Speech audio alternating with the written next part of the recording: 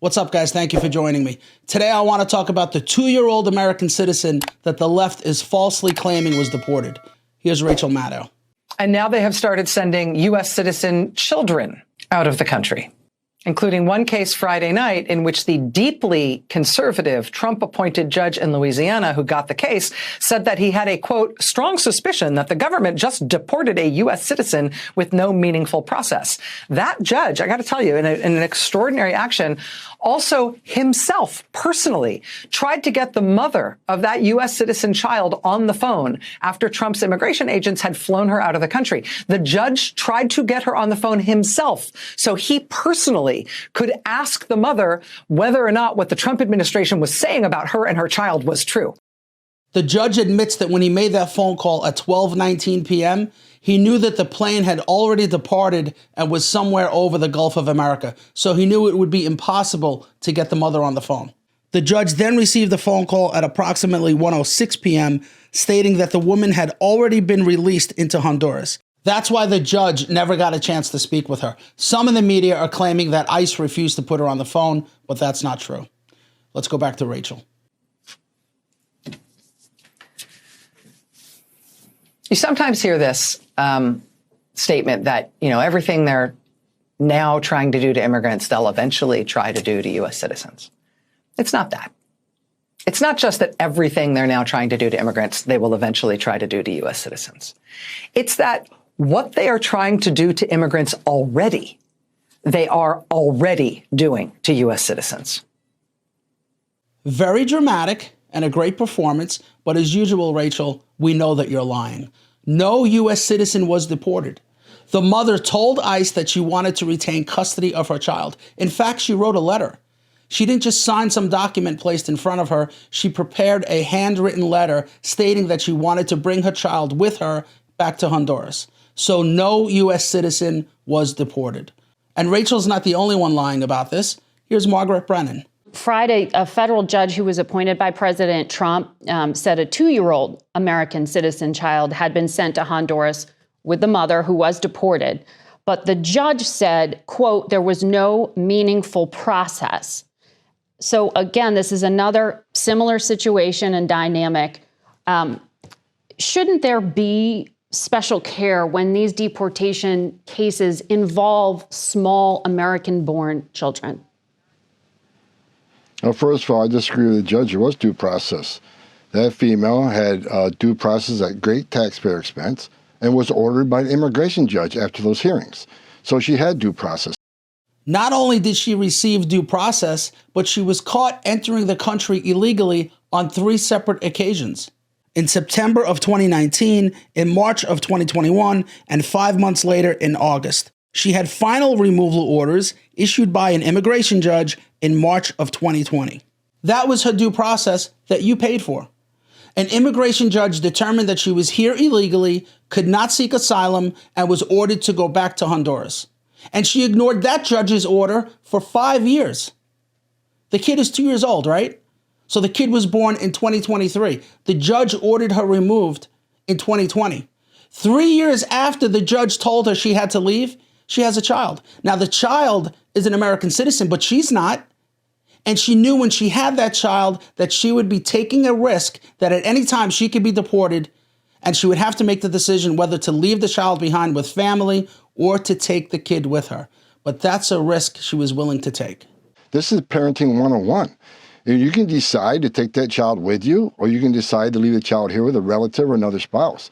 Having a U.S. citizen child doesn't make you immune from our laws of the country. American families get separated every day by law enforcement. Thousands of times a day when a parent gets put in jail, the child can't go with them.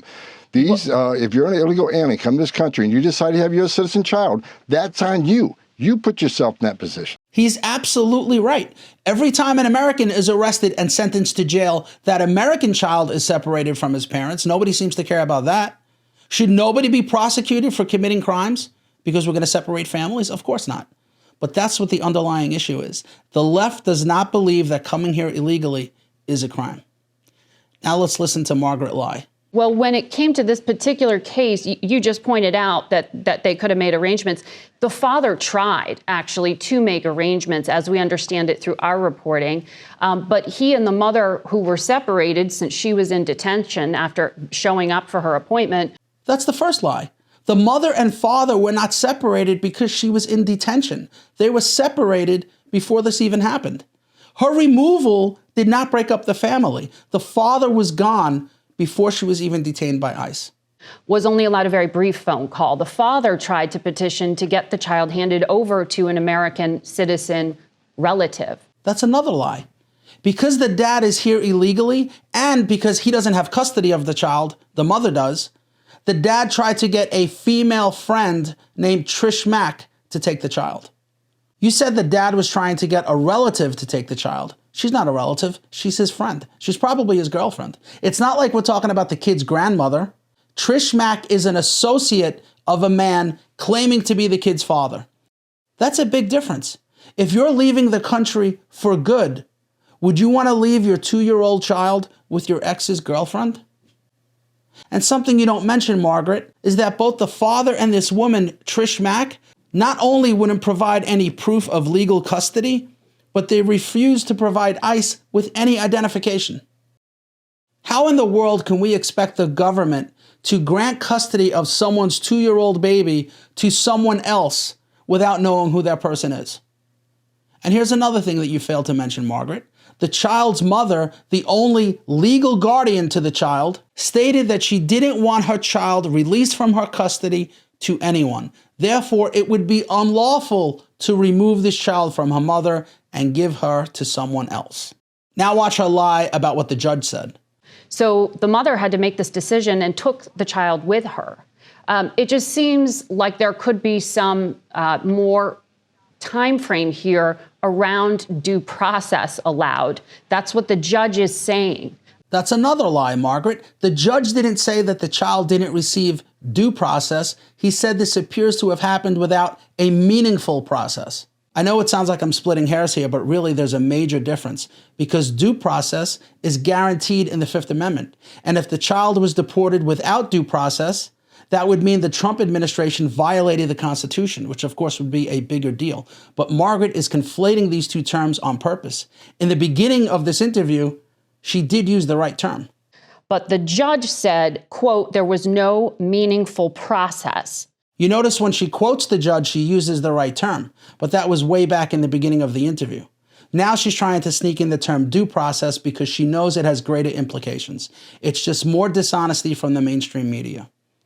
A meaningful process simply means we need to investigate this further, which is why the judge set a hearing for May 16th. There was due process. The 2-year-old baby was left with the mother because the mother signed a document requesting her 2-year-old baby go with her. That's the parent's decision. I don't think the judge knows specifics of this case.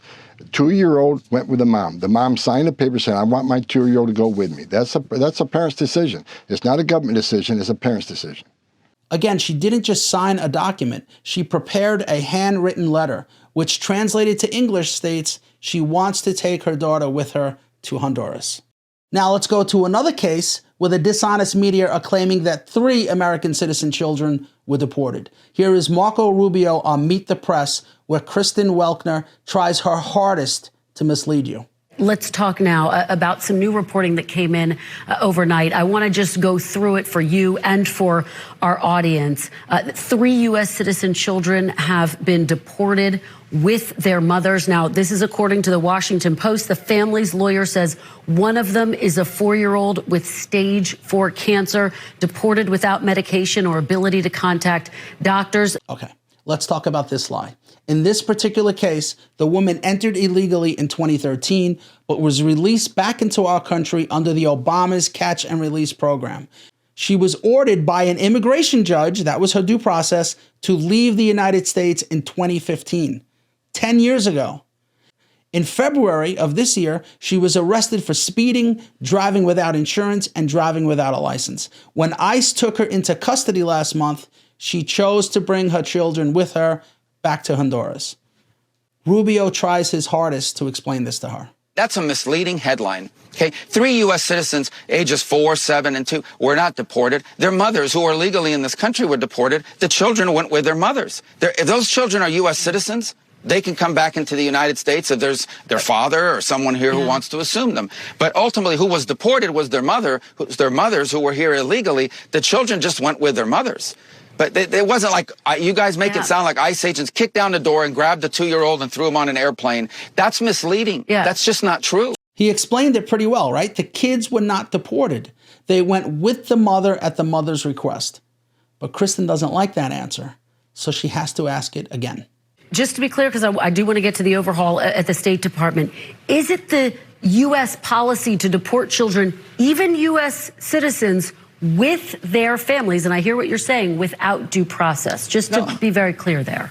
No American children were deported.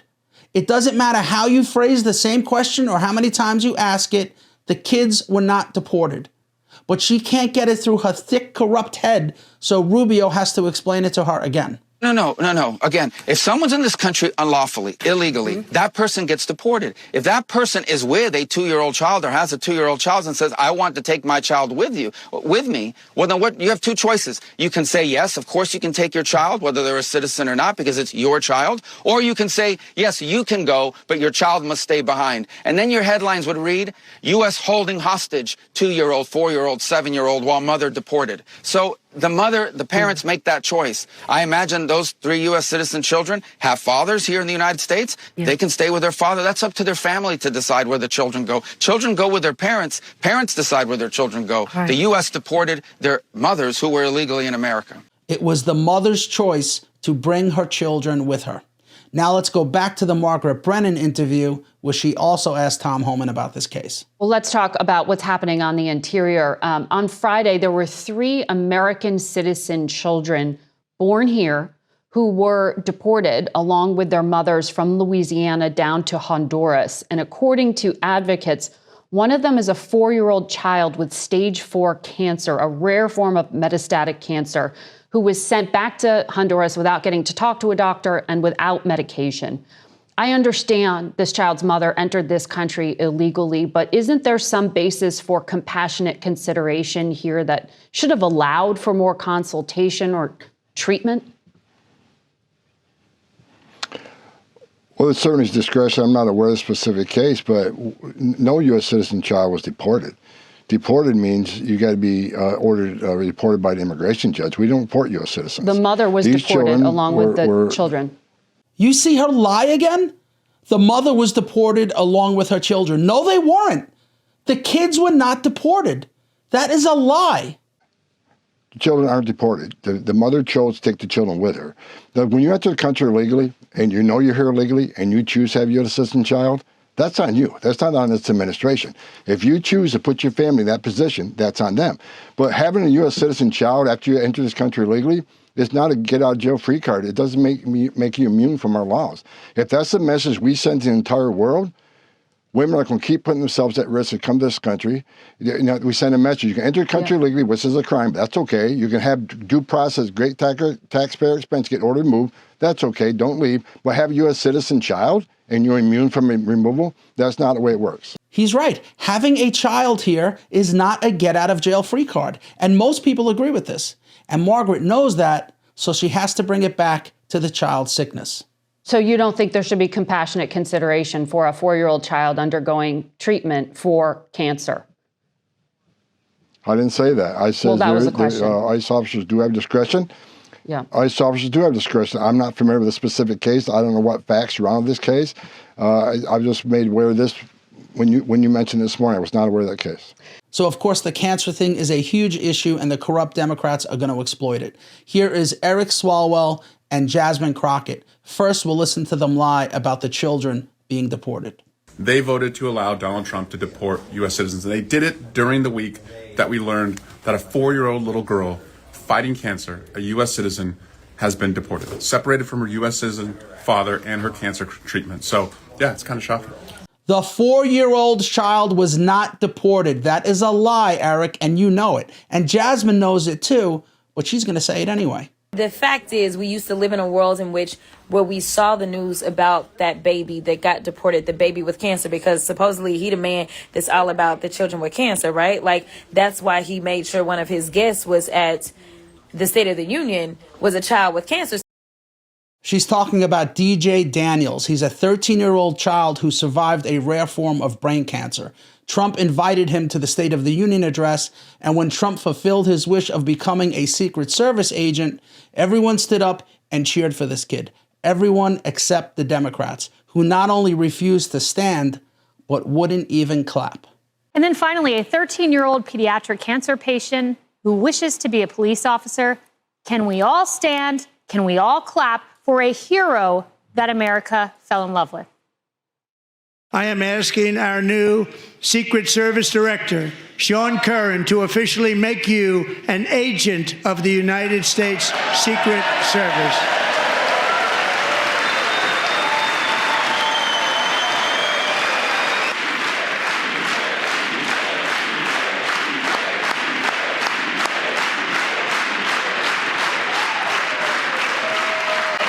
Thank you, DJ. Lisa, we were just talking about how America cried in that moment. I fell in love in that moment. DJ Daniels.